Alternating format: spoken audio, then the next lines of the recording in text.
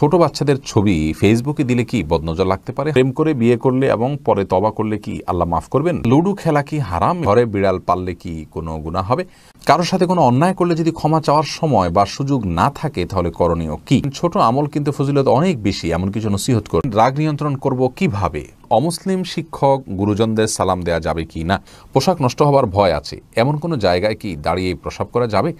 আমাদের মসজিদে হুজুর আজ খুতবায় বললেন, আমাদের নবীকে সৃষ্টি না করলে নাকি আল্লাহ কিছুই সৃষ্টি করতেন না, এটা কি সত্য?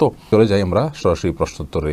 এক আলমগীর জানতে চেয়েছেন, আমাদের মসজিদে হুজুর আজ খুতবায় বললেন, আমাদের নবীকে সৃষ্টি না করলে নাকি আল্লাহ কিছুই সৃষ্টি করতেন না, এটা কি সত্য?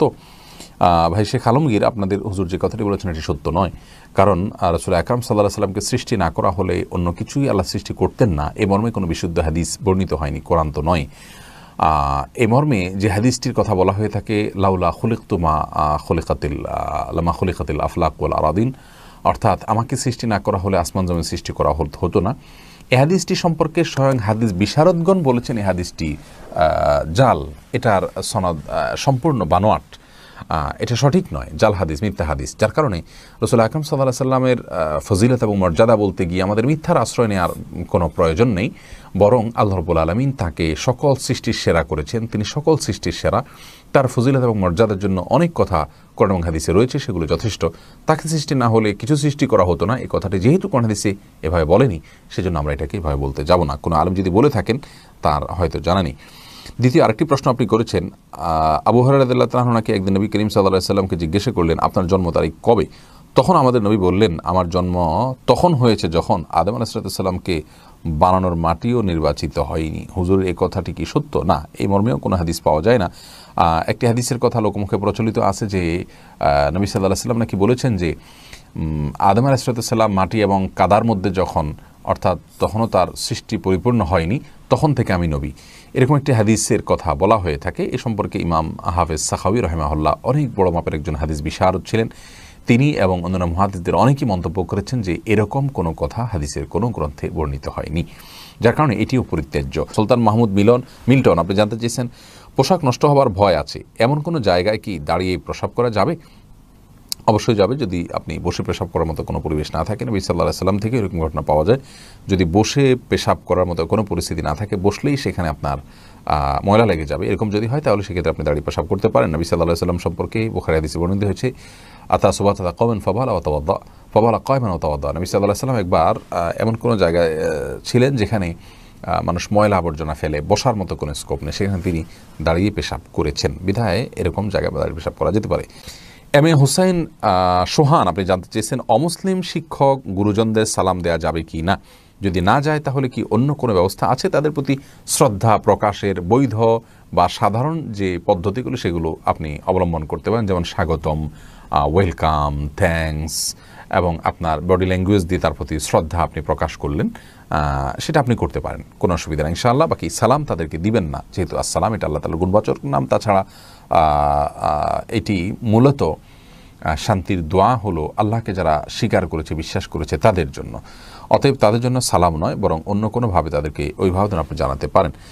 এরপর নিশাত বিনতে জামান জানতে চেয়েছেন, রাগ নিয়ন্ত্রণ করব কিভাবে? খুবই গুরুত্বপূর্ণ প্রশ্ন। আমরা আজকাল অনেকেই আমাদের মেজাজ হারিয়ে ফেলি, আমাদের শিশু সন্তানরাও আজকাল অনেক বদমেজাজি হয়ে উঠছে।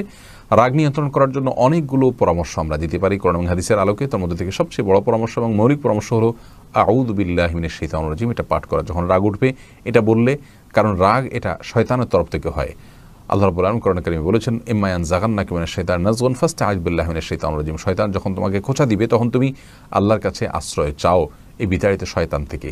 অতএব যখন রাগ উঠবে, এটা শয়তান মানুষের ভিতরে রাগের আগুন প্রজ্বলিত করে, তখন আমরা আউযু বিল্লাহি মিনাশ শাইতানির রাজিম পড়লে রাগ কমে যাবে। রাসূল আকরাম সাল্লাল্লাহু আলাইহি ওয়াসাল্লাম এক সাহাবীকে এই ধরনের আমল শিক্ষা দিয়েছেন। এটা হল প্রথম কাজ। শিশুদের রাগের ক্ষেত্রে তাদের খাবারে আপনি যদি আউযু বিল্লাহি মিনাশ শাইতানির রাজিম পড়ে ফু দিয়ে খাওয়ান, তাহলে সেটি তাদের জন্য উপকার হয়। অনেক উলামা ইকরাম রুকিয়া হিসাবে 7 বারের কথা বলে থাকেন। 7 বার আউযু বিল্লাহি মিনাশ শাইতানির রাজিম পড়ে যদি ফু দেন, তাহলে সেক্ষেত্রে সে খাবার সে খেলে অথবা গোসল করে সে পানিতে আপনি ফু দিয়ে গোসল করলে ইনশাআল্লাহ তার রাগ প্রশমিত হবে, আস্তে আস্তে রাগ কমবে। দ্বিতীয়ত হলো রাগ আসলে আপনি যদি দাঁড়ানো থাকেন বসে যাবেন, বসা থাকলে আপনি শুয়ে যাবেন, অর্থাৎ আপনার অবস্থাকে পরিবর্তন করবেন, এর মাধ্যমেও রাগ প্রশমিত হয়ে যায়। তৃতীয়ত হলো রাগ যখন উঠবে তখন কোনো কথা বলবেন না, তখন কোনো সিদ্ধান্ত নেবেন না, তখন কোনো কাজ করতে যাবেন না, বরং নিজেকে নিয়ন্ত্রণ করবেন। পরিস্থিতি স্বাভাবিক হওয়ার পরে আপনি সেই কাজটি করবেন। আল্লাহ বলেছেন ওয়াল কাযিমিনাল গাইজ ওয়াল আফিনা আনিন নাস ওয়াল্লাহু ইউহিব্বুল মুহসিনিন। যারা রাগকে নিয়ন্ত্রণ করতে পারে আল্লাহ তাদেরকে মুহসিন বলে অভিহিত করেছেন। মুহসিন বা এহসানকারী তার হলেন ইসলামের সর্বোচ্চ আসনে আসীন। ঈমান, ইসলাম, এহসান, সর্বোচ্চ স্তর হলো এহসান। এহসানের স্তরে পৌঁছে যেতে পারে মানুষ যদি তার রাগকে সে নিয়ন্ত্রণ করতে পারে। সেজন্য সেই কথাকে মাথায় রেখে রাগ যখন উঠবে তখন কোনো সিদ্ধান্ত নেব না, তখন কোনো কথা বলবো না, তাহলে ইনশাআল্লাহ রাগ প্রশমিত হবে, অনেক বেশি ক্ষেত্রে সহায়তা হবে।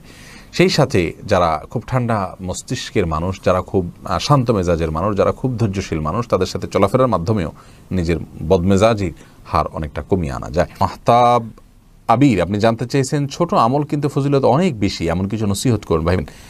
ছোট্ট আমল কিন্তু ফজিলত অনেক।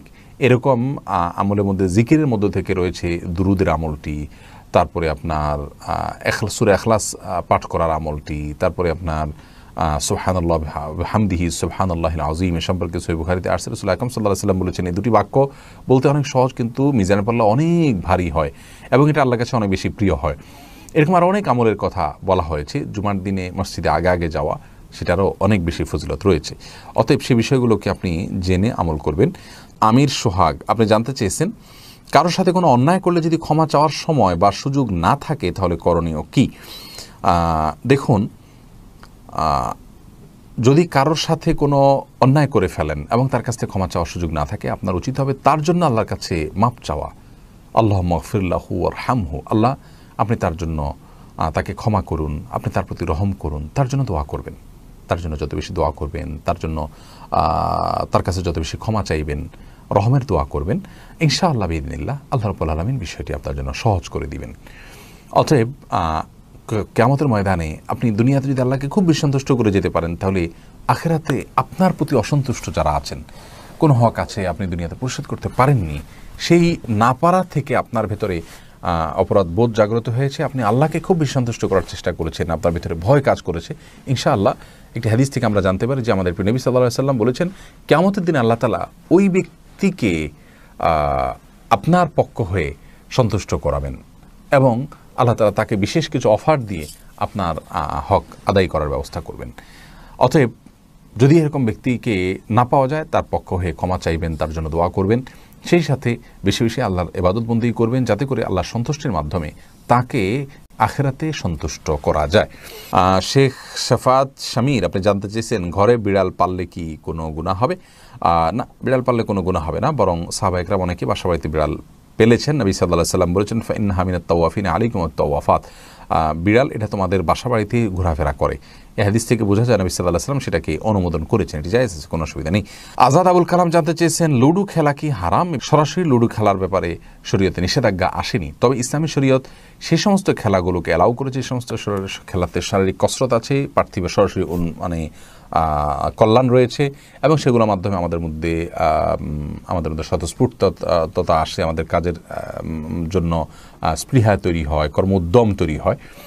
আর যে সমস্ত খেলাধুলাতে এই সমস্ত দিকগুলো নেই, সেগুলো সময়ের অপচয়, বিধায় সে ধরনের খেলা আমাদের অ্যাভয়েড করা উচিত। ইসলাম সেগুলোকে অনুমোদন করে না। সে সমস্ত খেলা যেমন লুডু, দাবাই জাতীয় খেলাগুলোতে কিন্তু মানুষের মধ্যে আরও বরং অস্থিরতা কাজ করে, ফ্রেশনেস ফিল করে না মানুষ এ ধরনের খেলার পরে, যার কারণে এগুলো খেলা জায়েজ নাই। তাছাড়া কিছু কিছু খেলা যেমন দাবা, তারপরে আপনার দাবা জাতীয় আরও বেশ কিছু খেলাকে হাদিসে পরিষ্কারভাবে নিষেধ করা হয়েছে, হারাম ঘোষণা করা হয়েছে। লুডুটা যেহেতু ওই ক্যাটাগরির খেলা, সেজন্য সেটাও নিষিদ্ধ এবং নাজায়েজ হবে। এটি আমাদের টাইম পাস করার উদ্দেশ্য করা উচিত নয়। সামিয়া আফরিন জ্যোতি জানতে চেয়েছেন প্রেম করে বিয়ে করলে এবং পরে তওবা করলে কি আল্লাহ মাফ করবেন? তওবা করলে আল্লাহ তাআলা যে কোনো গুনাহ মাফ করতে পারেন, কিন্তু তওবা করে পরে মাফ চাইবেন এই আশায় প্রেম করা উচিত নয়, গুনাহ করা উচিত নয়। মলম আছে, কাটা জায়গা দিলে ভালো হবে, সে আশায় কেউ হাত কাটে না।